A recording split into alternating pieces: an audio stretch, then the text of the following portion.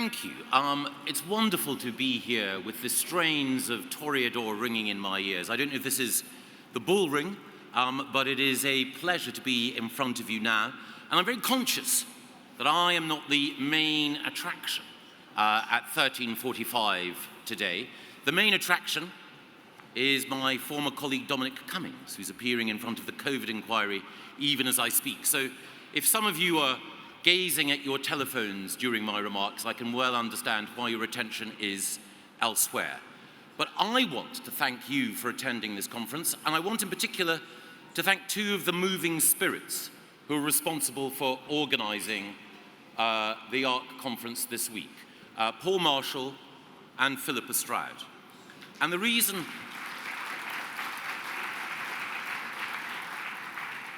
why I want to thank Paul and Philippa is not just because in organising this conference they are bringing together people whose voices have sometimes not been heard as clearly and as profoundly as they need to be, and are also, by so doing, making sure that we as a nation and as a civilization reflect on where we've been going and where we should be going. The reason why I want to thank them is that both of them have played a critical role in some of the reforms over the course of the last 15 years that have helped the most vulnerable in our society.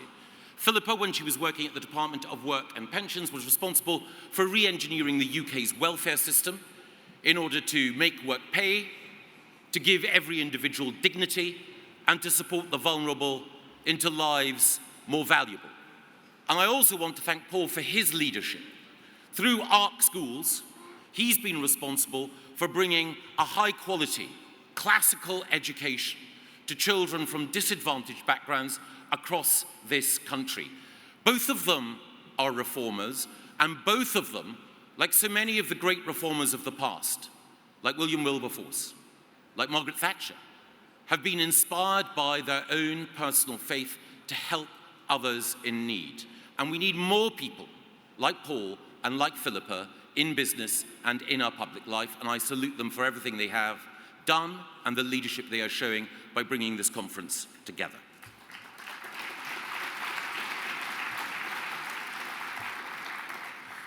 Now, Paul invited me to say a few words about capitalism.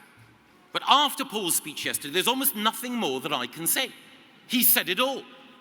Sometimes people say to me, when I'm offering an opinion, if you're so clever, why aren't you rich? Well, as we all know with Paul, he's both extraordinarily clever and very, very rich. But from that vantage point, he knows whereof he speaks. And the case that he outlined yesterday is one that I wholeheartedly endorse. Because it is the case that capitalism has been responsible for human abundance, creativity, the enrichment of all our lives like no other force. And the thing to remember about that force, about that change, is that, as Paul reminded us, it was in the 16th and the 17th century that mankind, after years of relatively stagnant growth, not just years, not just decades, but centuries of relatively stagnant growth, mankind, civilization, experienced the most tremendous increase in wealth, in opportunity, in security. And the reason for that was not a technological breakthrough, it was a revolution in thought. In the Dutch Republic, in Great Britain, what we saw then were the fusion of particular forces coming together, as Deirdre McCluskey and Joel Mokyr have pointed out, which meant that mankind made a genuine leap forward. And at the heart of those changes were three things. The first was a recognition of the importance of the individual. You can associate it with the Reformation and Protestantism. You can associate it with the creation of institutions, the Royal Society, the Bank of England, accountable parliaments. And you can associate it also with the emergence of democratic nation states. The Netherlands, Great Britain at that time, the United Provinces, our parliament, all of them were shaped by the fact that you had a community of people who held power accountable, who believed in free thought and believed in the robustness of institutions. Now, all of those factors are key ingredients in the success of capitalism, and all of those factors have been under attack in recent decades. Individual conscience and freedom, institutional resilience and strength, national democracy and accountability. They have all been under attack, and they all need to be defended and upheld if we're to have the future of abundance that this conference is dedicated to providing.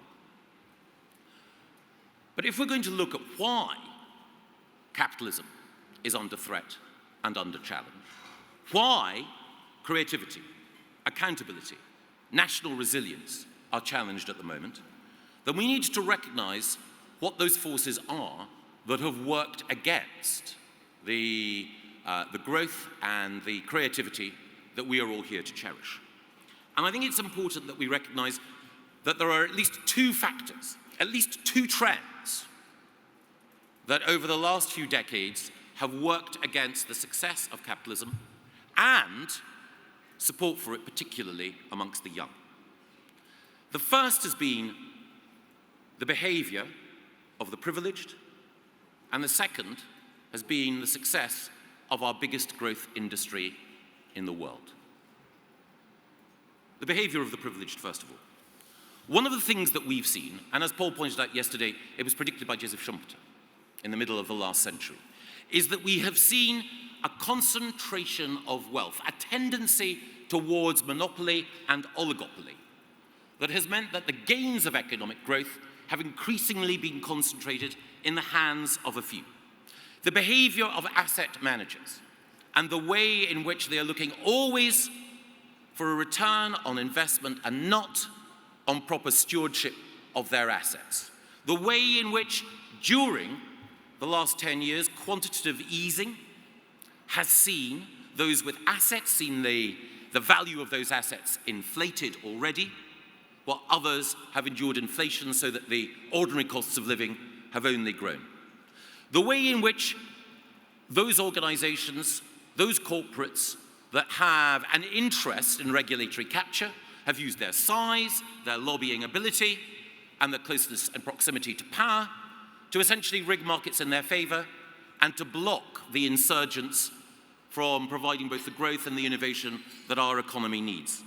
On top of that, we've also seen globalization, which, while it's brought huge gains in its first phase, in its latter phases has been experienced by so many of our citizens as a reinforcement of inequality, as those with cognitive ability and connections benefit disproportionately, and the poorer in our society, particularly in concentrated communities, fall behind.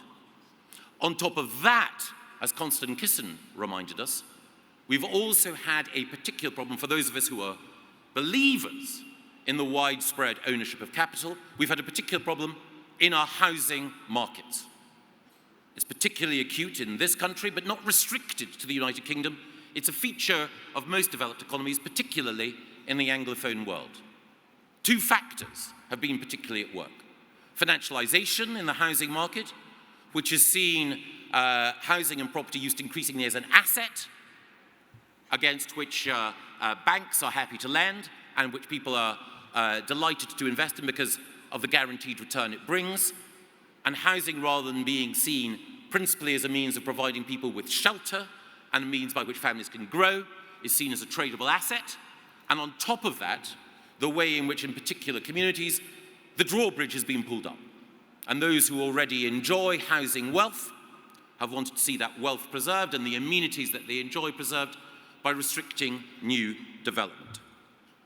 All of these factors together have meant that those who have been privileged, those who already have significant assets, those who are smart and connected, have been able to enrich themselves at a rate that has only exacerbated inequality and therefore led to resentment. And that brings me to my second factor, which causes problems for capitalism today. I talked about the most successful industry in the world. The world's biggest manufacturing concern. The most successful industry in the world is the resentment industry. What it does is manufacture grievance.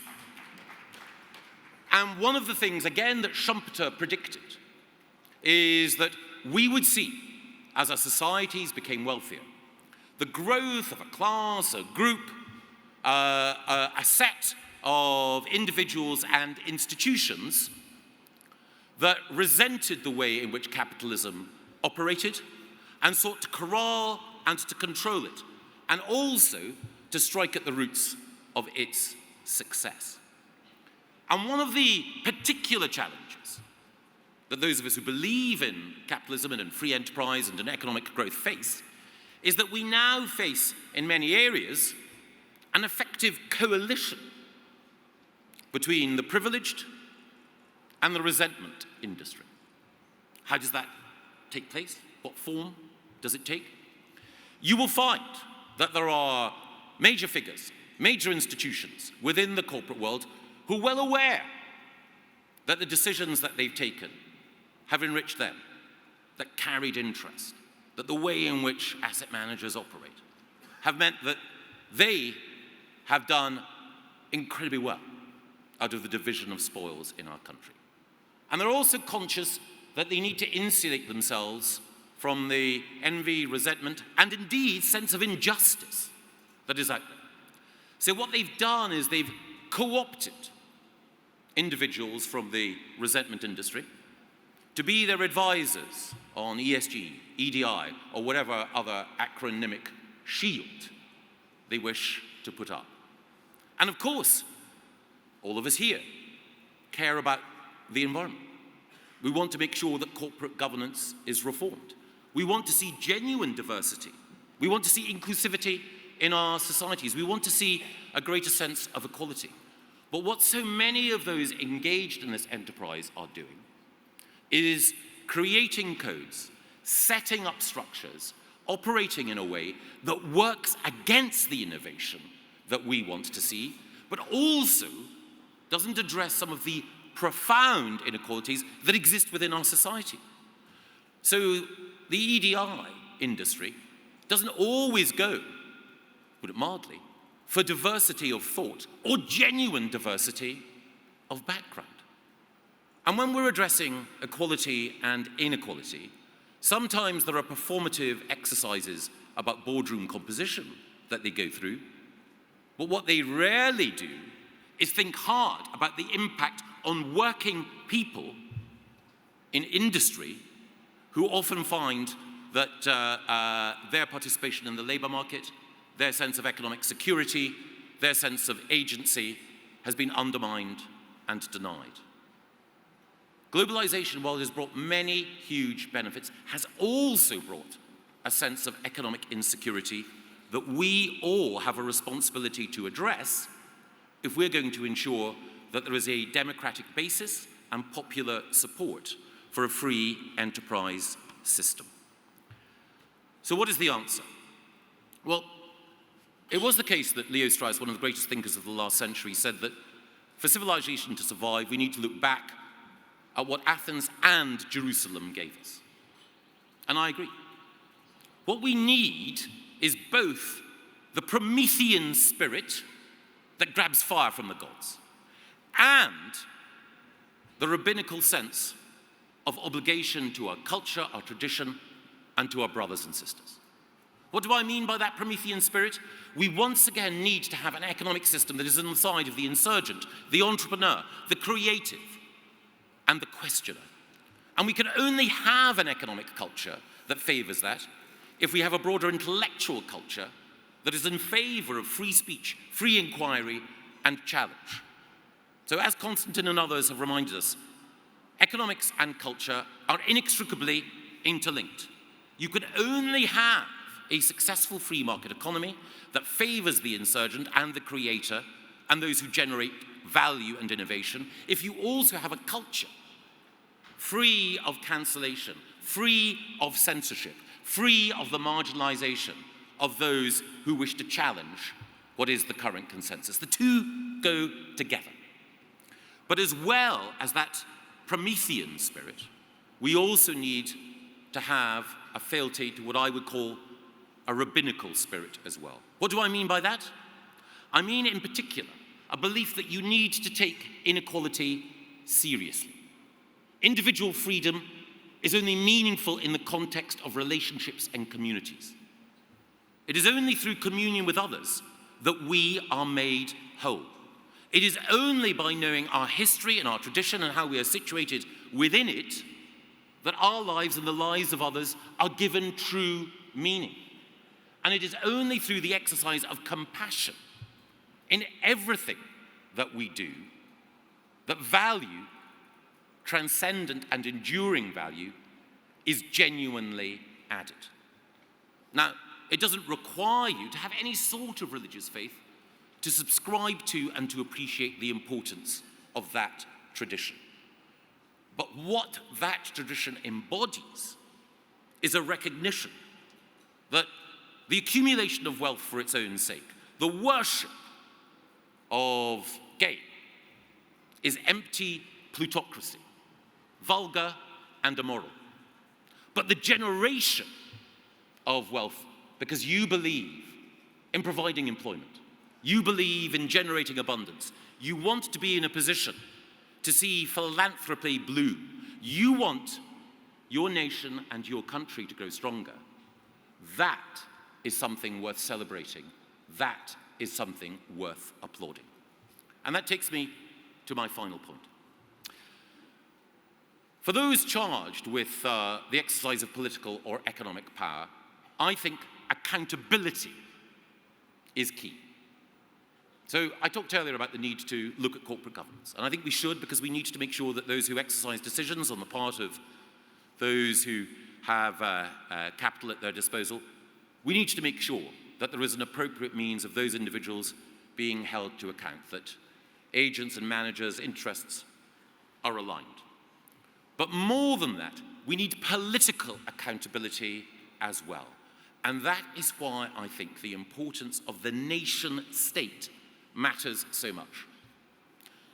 Yoram Hazony has, in his masterful works, drawn the distinction which has existed throughout history between nations and empires. Empires have advantages. Empires can bring freedom of movement and freedom of commerce over a larger expanse. But what they lack, what they always lack, is the link between those exercising power and those in whose name and in whose interests that power is exercised. The great thing about nation states is that they ensure not just that power is accountable, but also that we're prepared to make sacrifices for others. We're prepared to see our taxes spent. We're prepared to see our children wear uniforms and to defend our values. We're prepared to recognize that there is a community of interests larger than ourselves. And that is why I think as ARC continues its work, as this conference and this movement continues its work, we should always seek to recognize that it is within the boundaries of a nation state and through the institutions of a nation state that we can best harness that Promethean spirit of enterprise and at the same time also incarnate that tradition of solidarity, compassion, and care. And with that, ladies and gentlemen, I want to quit the stage and hand over to our next speaker and say simply, I am so grateful to Philippa, to Paul, to Jordan, and others for giving me an opportunity to share some thoughts with you, but more importantly, for launching this arc on troubled seas, because I know it is through this arc that we will find a sure home. Thank you.